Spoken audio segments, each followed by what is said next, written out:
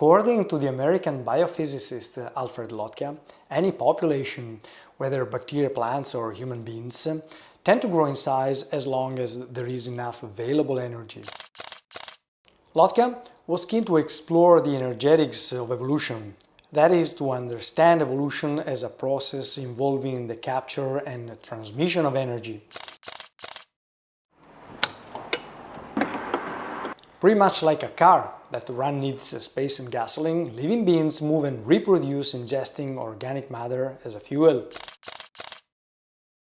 Like this mold spread over this orange, humans conquered our planet, space and energy being the limiting factors. Homo sapiens is the one and only species who spread from green valleys, reaching areas such as islands or deserts where organic matter is scarce. The reproductive success of our species is mainly due to our consistent ability to discover new sources of energy and to optimize their use. The geological rise of the East African Rift Valley, something like 6 million years ago, led the local vegetation to turn from woody forest to savanna. Formerly tree-dwelling primates were then forced to adapt to life on open grasslands. This environmental transformation sparked the first major evolutionary change in the history of mankind, the development of upright gait. Definitely useful to keep and check predators, provided the unavailability of trees where to take shelter on. This is considered by evolutionary scientists as the moment when the earliest stage of the human line, known as hominids, diverged from the common evolutionary line of apes.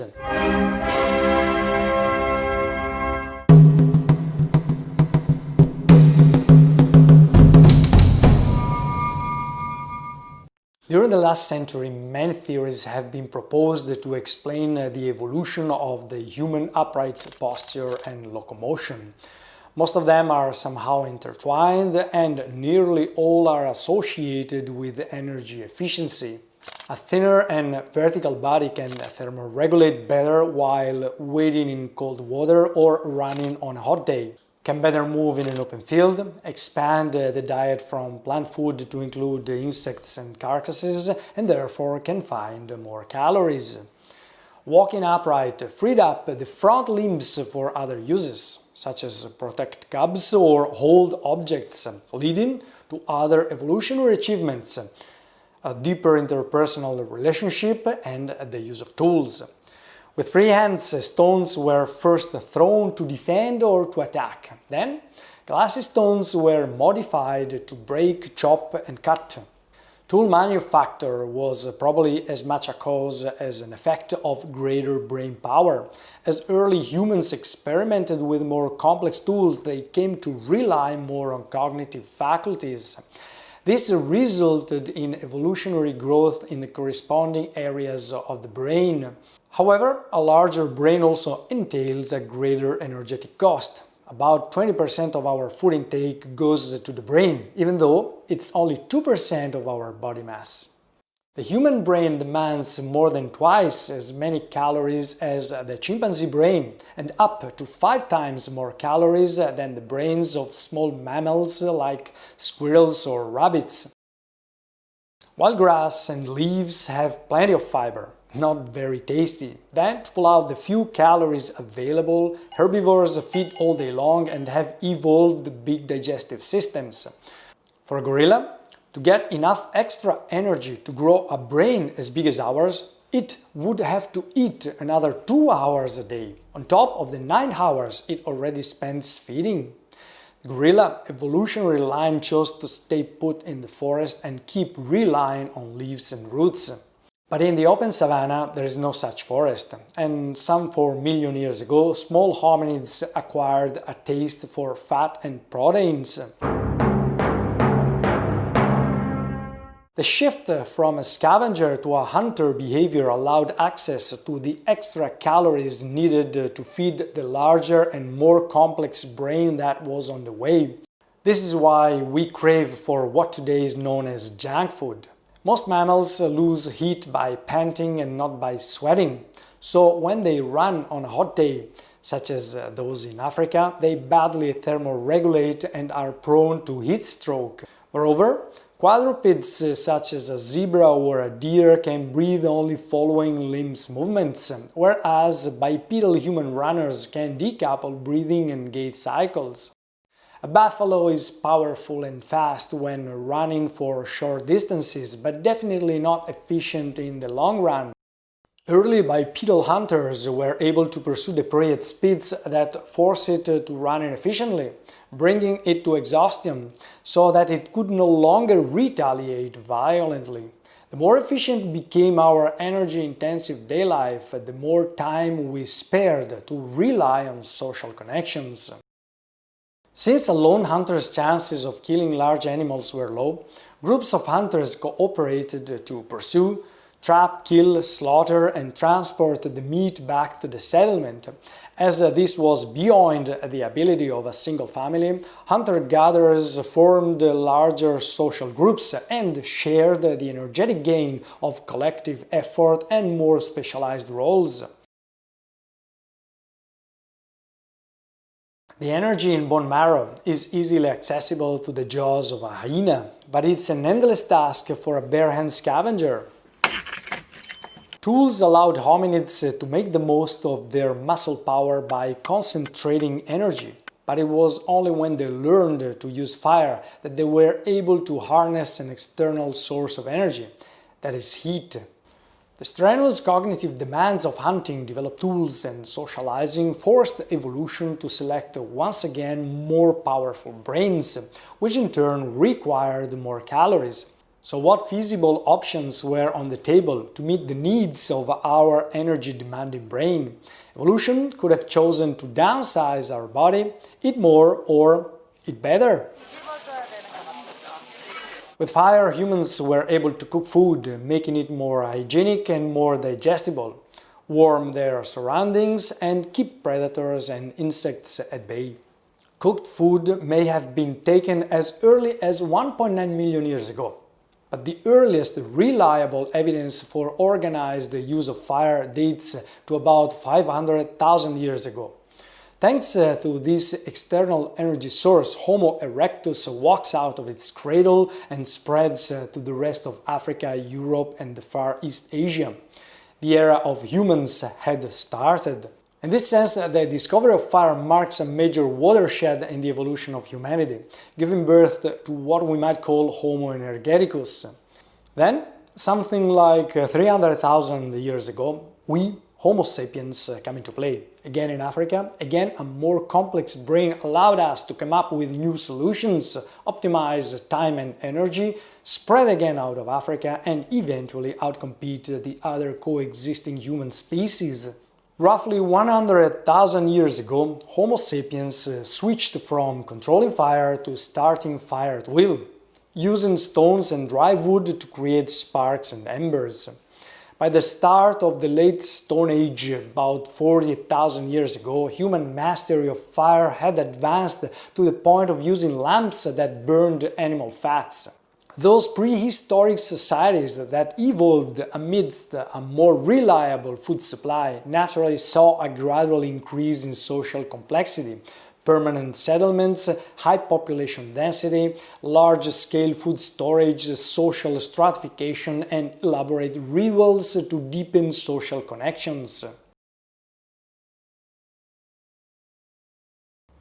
20,000 years ago, the Earth was still in the grip of its most recent ice age. Polar ice caps extended southward to the latitudes of modern-day London and New York, and mammoths roamed across the tundras of Europe and Asia. Crouching in the sparse wind-gnarled bushes, two groups of hunters, very different in gait and appearance, stare out into the open plains. Wolves and humans competed for the same prey and had social systems that enabled them to hunt in packs. They learned to fear and eventually respect each other, and they finally discovered the advantages of teaming up. For the wolf, the human use of weapons meant an occasional taste of larger prey, such as mammoth. For humans, the wolf's speed and ferocity was the equivalent of a new weapon. Roughly 10,000 years ago, not long after we began to breed dogs as hunting partners, humans domesticated sheep and goats, giving us a reliable source of energy in the form of ready-to-get milk and meat. Counting on more energy and more time available, Homo sapiens realized also that few seeds could be spared for the next season. Animal domestication and early forms of cultivation led the move away from subsistence, hunting and gathering to agriculture.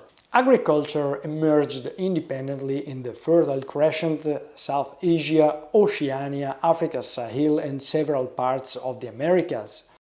By 4000 BCE, agriculture was widely practiced in many of the fertile regions of the world, and cattle, pigs, horses and dromedary camels had also been domesticated. Highly organized net fishing of rivers, lakes and ocean shores also brought in great volumes of food.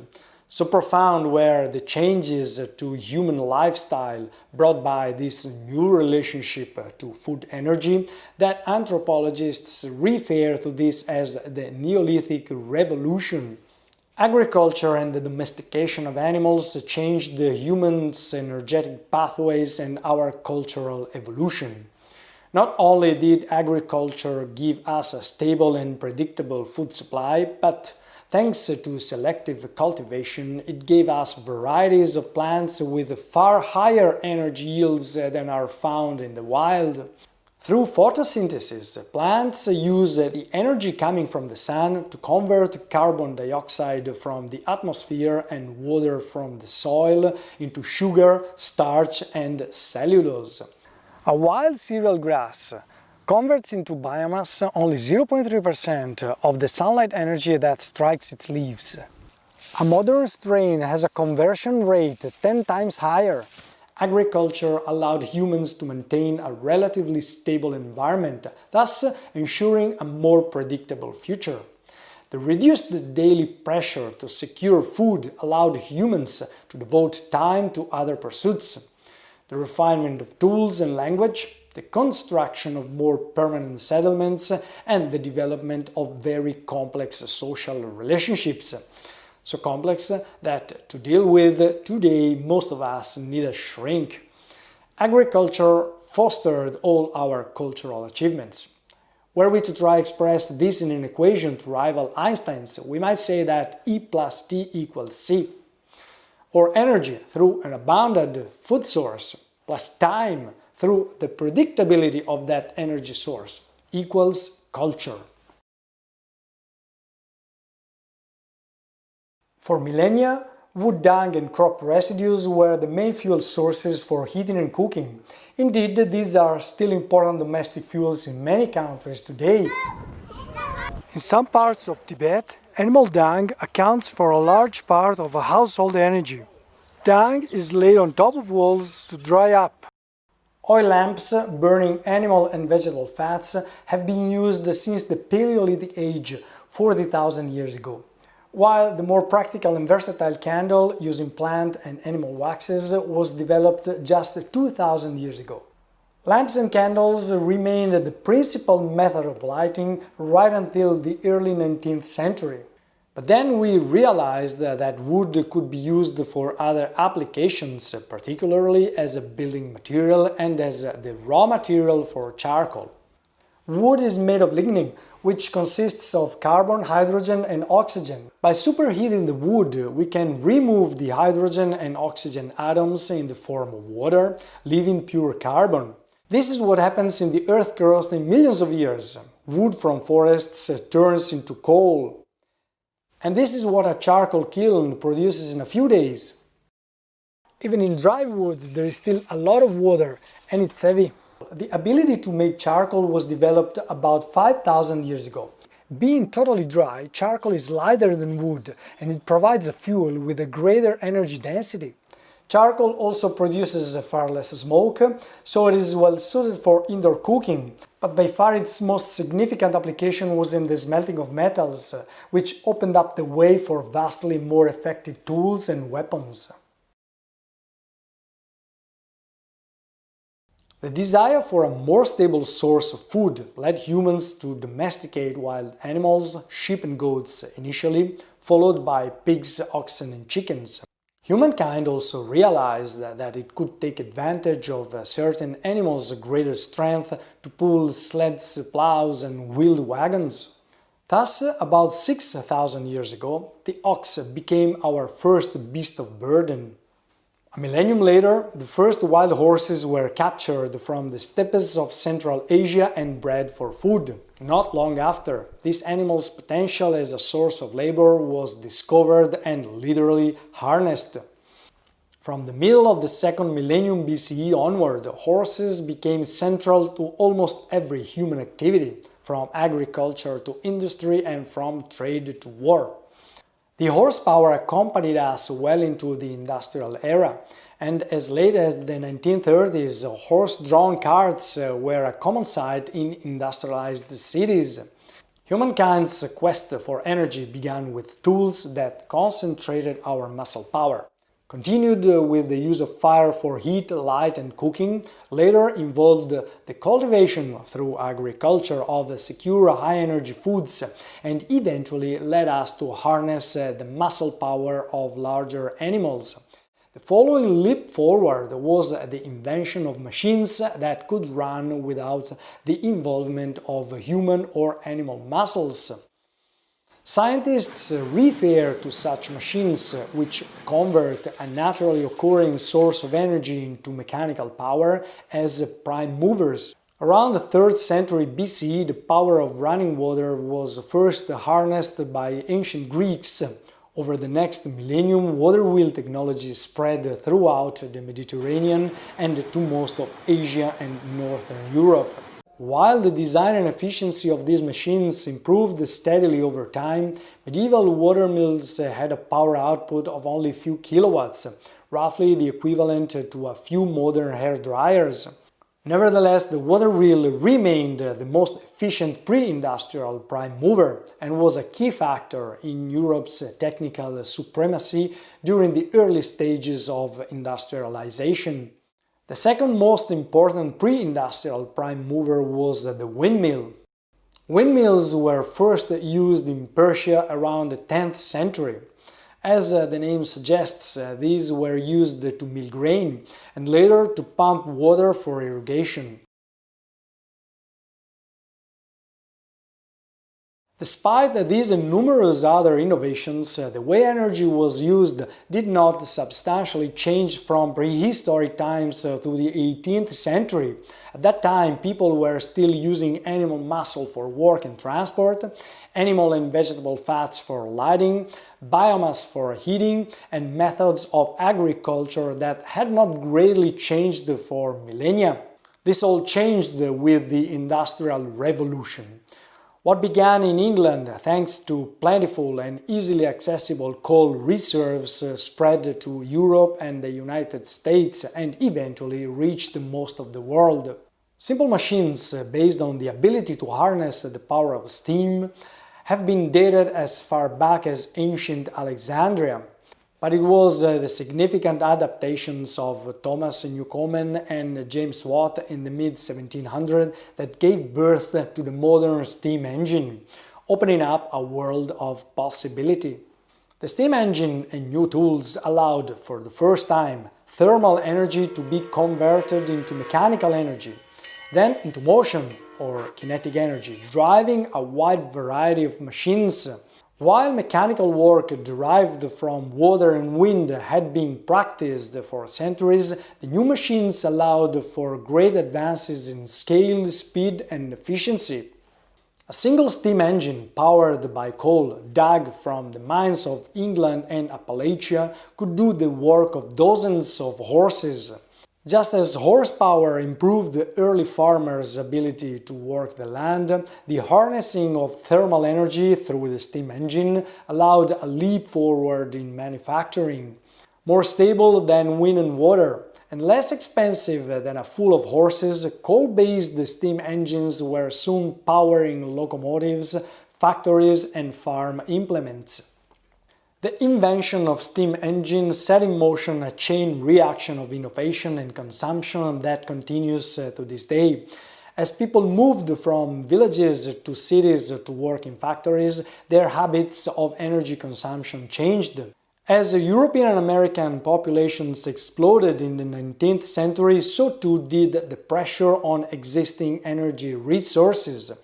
Just as we face the challenge of diminishing fossil fuel resources today, societies of the 19th century had to find ways to replace wood and organic oils, up to then the principal fuels for heating, cooking and lighting.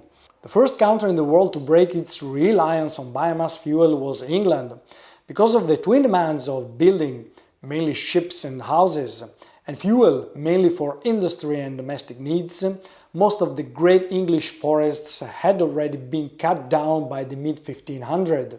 The only way to avoid economic collapse was to find an alternative fuel. That alternative was coal.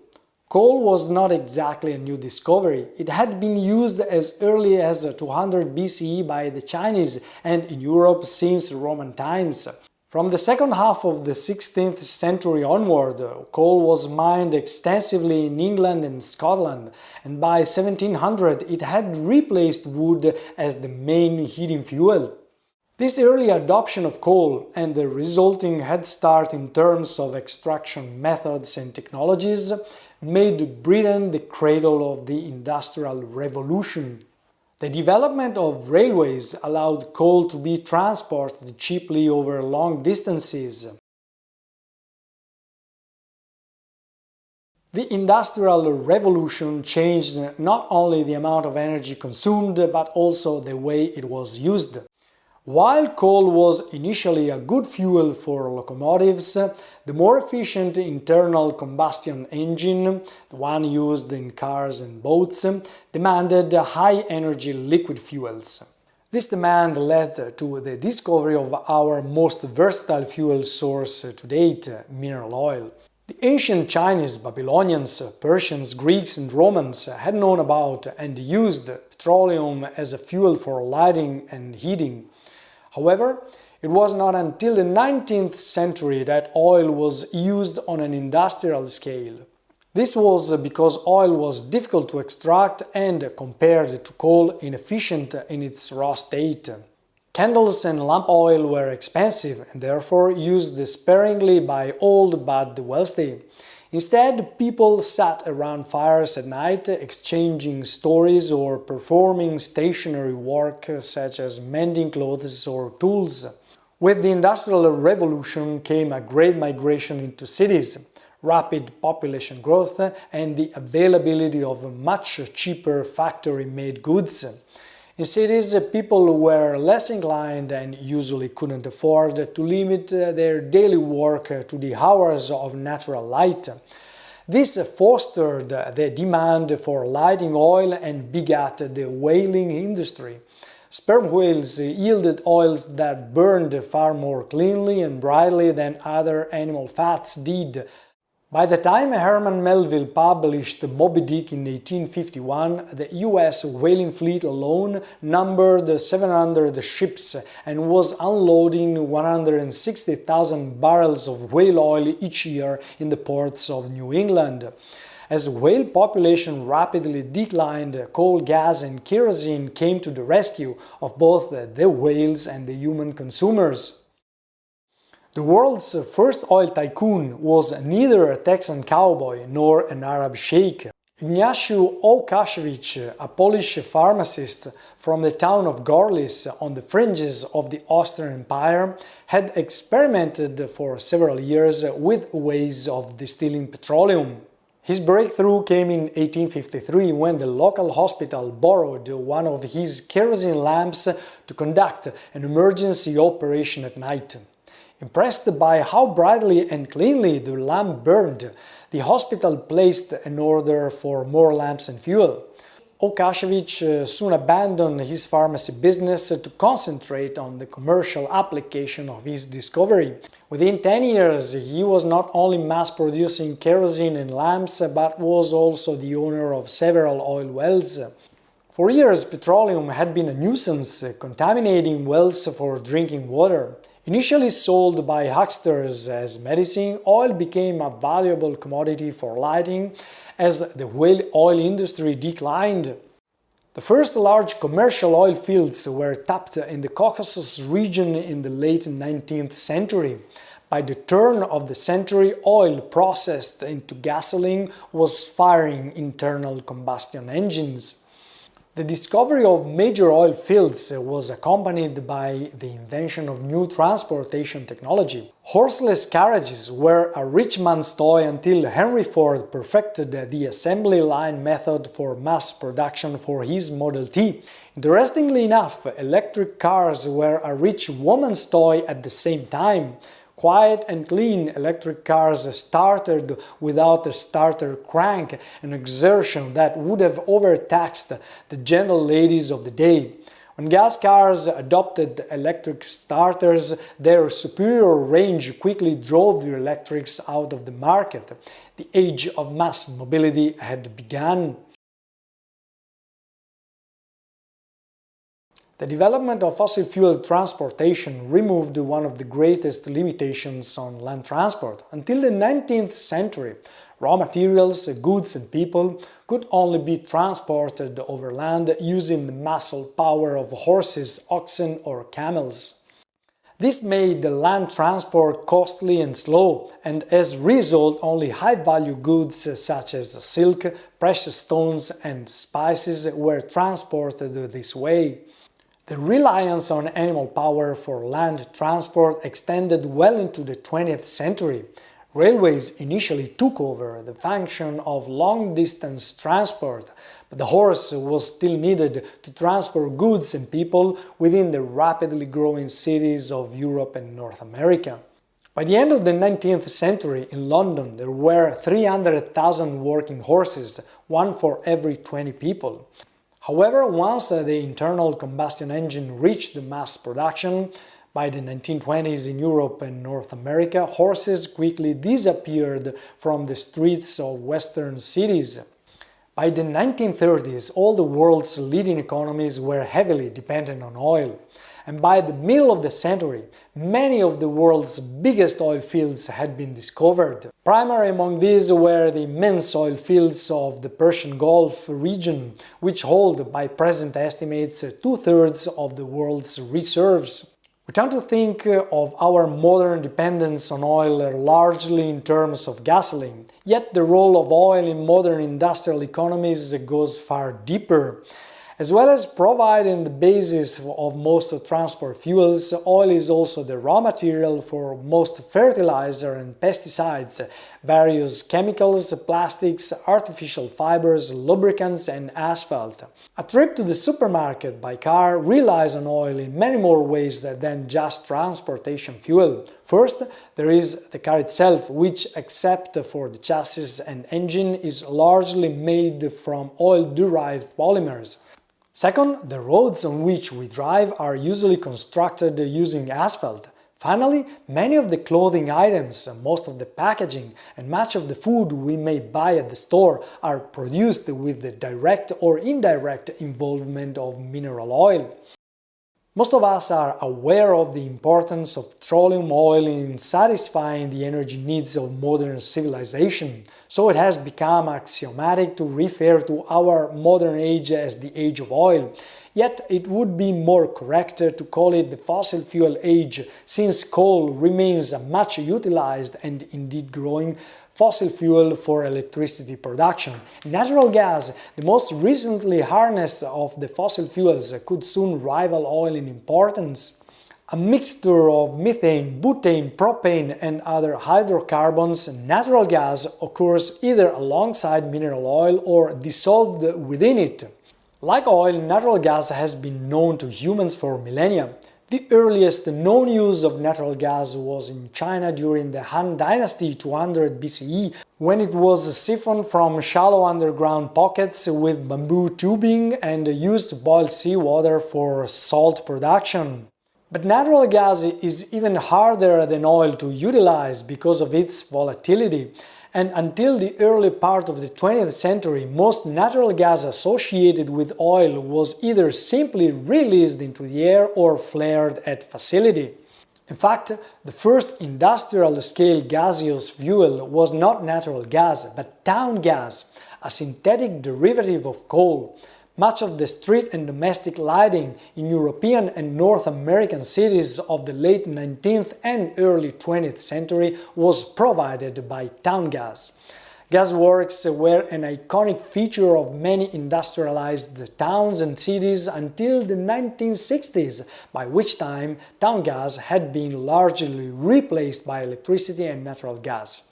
Natural gas is clean and emits much less carbon dioxide than coal. This is why natural gas has become the preferred fuel of the modern age for heating, cooking and electricity generation. One could argue that we are still living through the Industrial Revolution, as most of our energy is still generated by burning fossil fuels. The main difference today is that we have added a new link to the energy conversion chain: electricity. The industrial generation of electricity represents an energy revolution in its own right. While the ancient Greeks had some understanding of electricity, it remained a scientific curiosity until the early 19th century. Thanks to the work of scientists such as Michael Faraday and Thomas Edison, electrical power was generated and harnessed for a variety of purposes. Faraday led the way by discovering electrical induction, that a magnet moving within a copper coil will generate electrical current. This paved the way for the first electrical turbines, capable of converting mechanical to electrical energy. From this moment, any shaft put in motion by water, wind or fossil fuel-based engine could generate electricity. Edison's contribution to the development of electricity was even more profound. Like James Watt, the one who brought the steam engine to the commercial stage, Edison was both a scientist and a businessman. This gave him a strong incentive to develop the machines for generating electricity and to provide a commercial system to transmit and distribute it. He invented numerous devices capable of using electrical current, most famously the incandescent light bulb. In 1880, coal-powered steam engine attached to the world's first electric generator. Thomas Edison's plant in New York City provided the first electric light to Wall Street and the New York Times. Only a year later, the world's first hydroelectric plant went online in Appleton, Wisconsin. Within a few years, Henry Ford hired his friend Edison to help build a small hydro plant to power his home in Michigan. Fast-flowing rivers that had turned wheels to grind corn were now grinding out electricity instead. The great advantage of electricity over combustion fuels is that it is rapidly and efficiently transportable and can be converted to other forms of energy, mechanical, thermal, light, at relatively high rates of efficiency. Moreover, it is clean at the point of consumption and can be made available instantaneously, literally at a flick of a switch. With the low-cost automobile and the spread of electricity, our society's energy use changed significantly. Power plants became larger and larger. Power lines extended hundreds of kilometers between cities, bringing electricity to rural areas. Cheap cars made suburbs possible, which in turn made cheap cars necessary, feeding the cycle of suburban sprawl.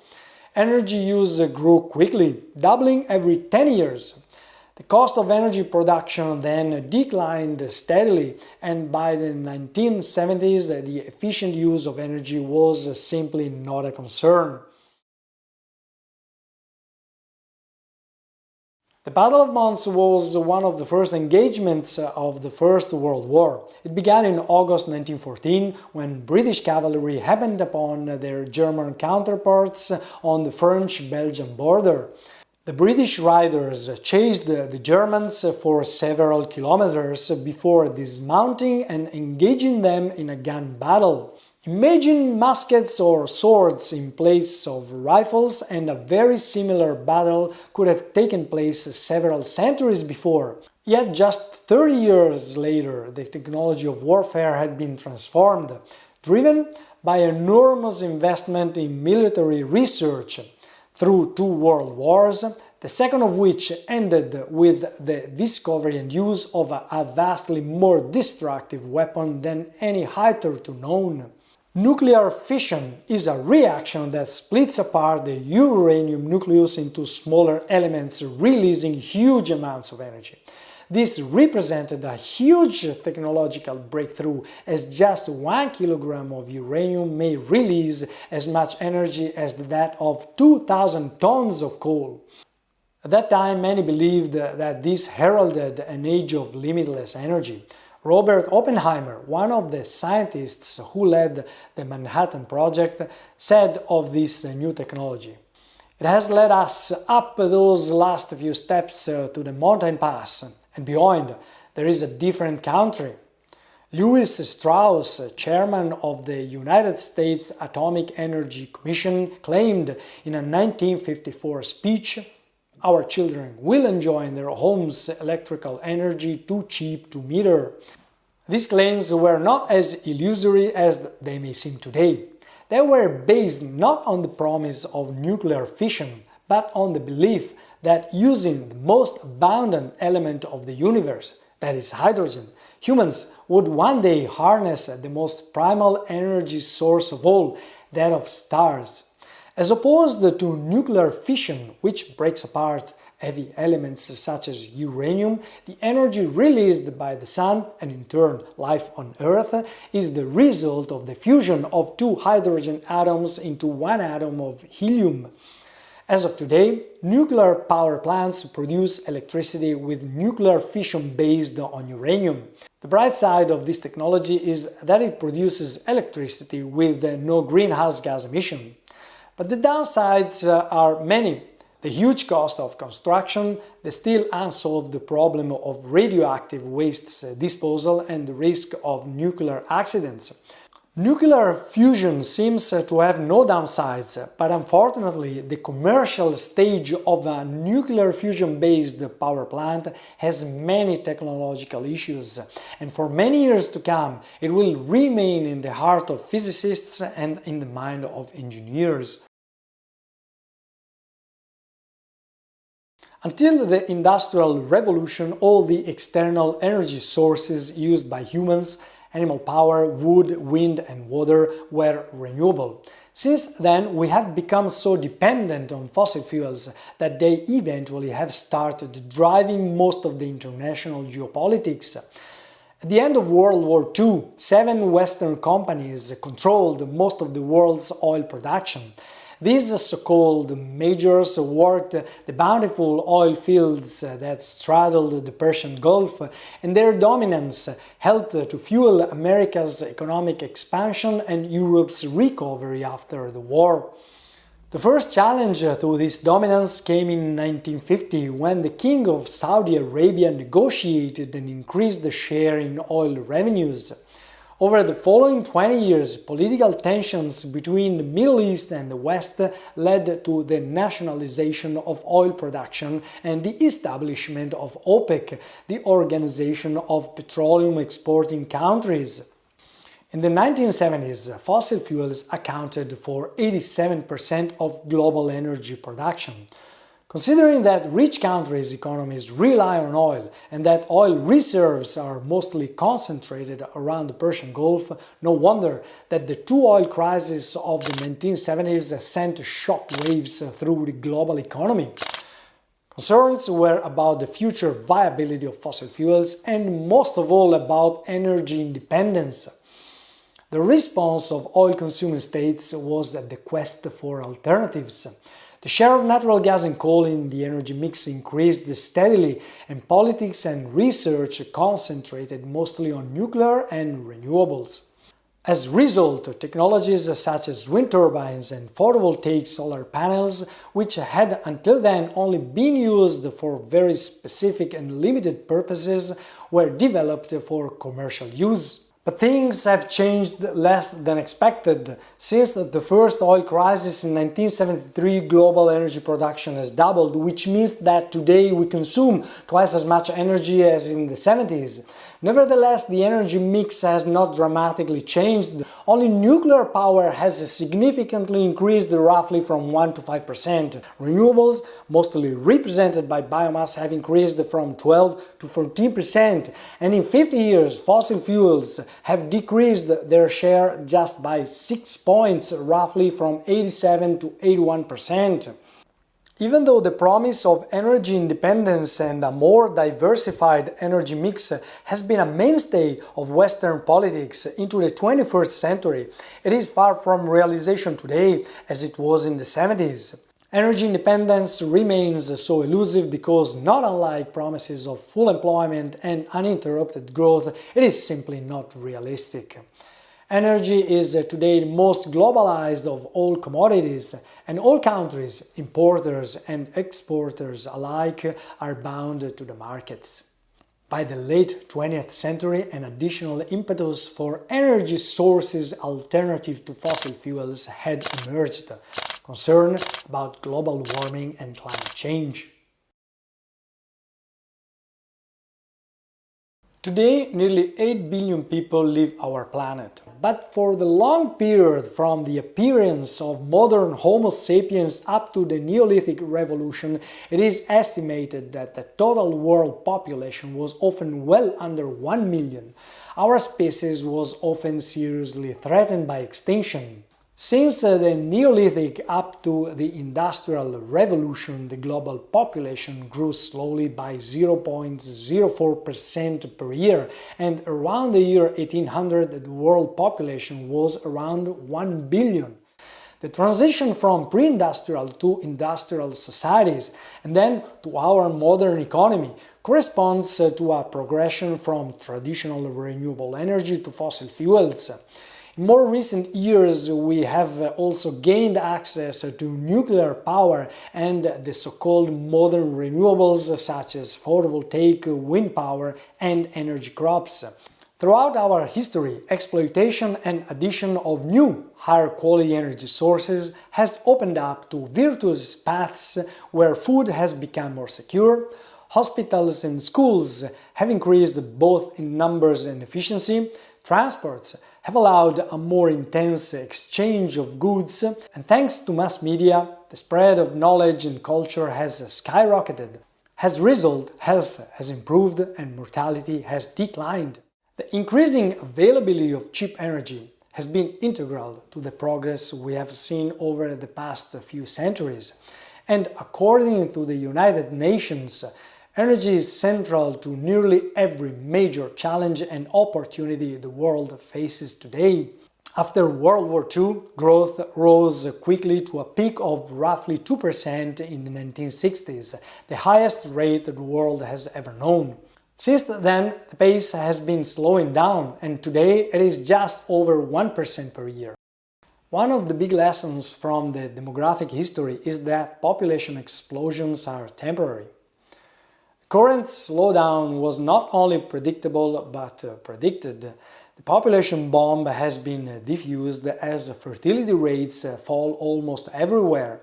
Nevertheless, due to this 1% growth rate, the world population will continue to grow before stabilizing around 10 billion people by 2100.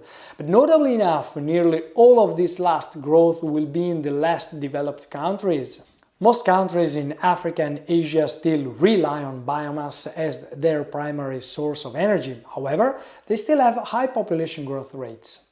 How can there be a correlation between energy and population under these circumstances? The so-called Green Revolution is a set of technology transfer initiatives occurring between the 50s and the 60s. That increased agricultural production worldwide. Fertilizers and pesticides that aided the Green Revolution and population growth in much of the developing world could not have been produced without large oil and gas inputs provided by highly developed countries. Boats, trains and planes that transport goods and people all run on oil. Vaccines and antibiotics that reduce mortality in poor countries are discovered, produced and distributed by rich countries, and fossil fuels contribute at every single step of the chain. Traditional biomass may still be a primary energy source in many poor countries, but their population growth is due in large part to abundant oil and gas supplies managed by rich countries. While many developing countries remain low-energy societies and energy commodities are very unevenly distributed on our planet, the high-energy societies have a profound impact on the low-energy societies. Together with the population growth, environmental impact has come into play. The eightfold increase of the world population over the last 2 centuries amplified humanity's impact on the natural environment. We enjoy the fruits of a more stable and reliable energy supply, that is, lower mortality and more widespread connections. However, we put a blind eye on the byproducts of our industrial processes. Forests are still being cut, wastes are released in water and soil, and exhausts into the air. The last great energy transformation of the 20th century was the rediscovery of renewable energy. This began with the water power and the construction of large dams with the turbines to produce electricity. In many countries, hydropower played a major role in industrial development and urbanization. And up until now, it is increasing in capacity and importance in several countries. With an installed capacity of 22 gigawatts, the Three Gorges Dam in China is the largest power plant in the world, a capacity 3 times bigger than the largest nuclear power plant. But there is no such a free lunch. Hydropower to run needs time for the reservoir to be refilled with rainwater, so it can only work for a few hours a day. Similar issues are at play with the solar and wind, whose energy production is not as stable and lasting in time as that coming from fossil fuels. Moreover, big dams, wind farms and land cleared to make space for solar panels impact both at the social and ecological level. In the last decades, our ability to modify the environment we live in has moved from the local to the global scale. Today, logging in Brazil, oil palm plantations in Indonesia, shale gas and bituminous sands in North America, coal-fired power plants in China, the relocation of people along the River Nile for dams construction, the fear for nuclear disasters, desertification and migration to Europe are only examples of processes that directly or indirectly affect the day life of every single human being of the world. The burning of fossil fuels for electricity and heat generation is the largest single source of global greenhouse gas emission. But if we consider that emissions from industry primarily involve fossil fuels burned on-site at energy facilities, that modern transportation and agriculture do not rely anymore on animal muscle, that houses are warmed up burning fossil fuels and cooled down with electricity produced mostly by coal-based power plants, and that energy is needed to build dams, solar panels, wind turbines and power lines, we understand that energy is directly or indirectly responsible for almost all global emissions. Since the 1980s, the concept of sustainable development has come into force in international laws. Environmental protection is not anymore an issue discussed by few but intellectuals and scientists.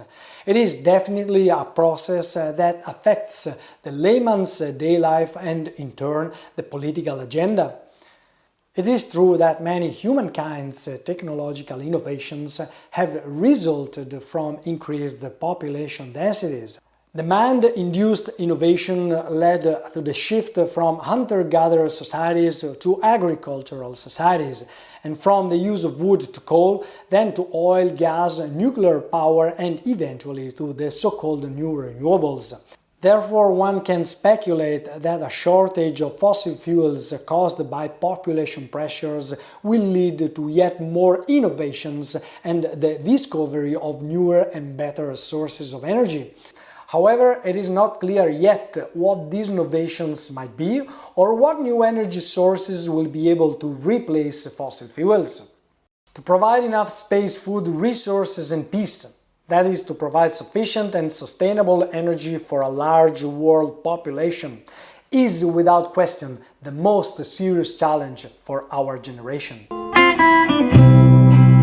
I got a feeling called the blues, oh Lord, since my baby said goodbye. Lord, I don't know what I'll do. All I do is sin and sigh.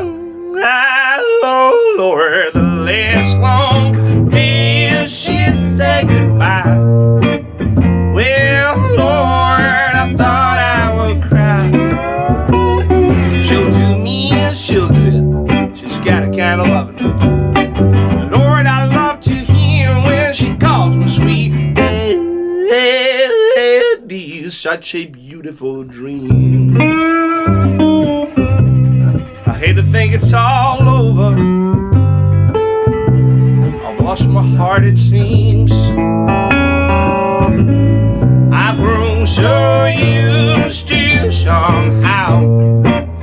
Well, I'm nobody's sugar daddy now, and I'm lonesome. I got the lovesick blues. Well, I'm in love with a beautiful girl. Now what's the matter with me? I'm in love with a beautiful girl. She don't care about me. Lord, I tried and I tried to keep her satisfied, but she just wouldn't stay. So now